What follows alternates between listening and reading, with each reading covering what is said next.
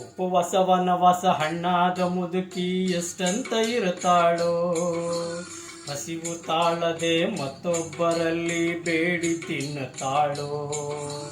ಉಪವಾಸ ವನವಾಸ ಹಣ್ಣಾದ ಮುದುಕಿ ಎಷ್ಟಂತ ಇರುತ್ತಾಳೋ, ಹಸಿವು ತಾಳದೆ ಮತ್ತೊಬ್ಬರಲ್ಲಿ ಬೇಡಿ ತಿನ್ನುತ್ತಾಳೋ. ಇಷ್ಟೇ ಇದ್ದದ್ದು ಸೊಕ್ಕಿನ ಸೊಸೆಯು ದೊಡ್ಡದು ಮಾಡ್ಯಾಳು, ಇಷ್ಟೇ ಇದ್ದದ್ದು ಸೊಕ್ಕಿನ ಸೊಸೆಯು ದೊಡ್ಡದು ಮಾಡ್ಯಾಳು. ಅವಮಾನ ನಮಗಂತ ತನ್ನ ಮನೆಯಿಂದ ಹೊರಗಾಕ್ಯಾಳು. ಮಗನಿಗೆ ಹೇಳಿದರ ನೋವ ಜೀವಕ ಎಂದು ತಿಳಿದಾಳು, ತಾಯಿ ನಿನ್ನಿಂದ ದೂರಾಳು.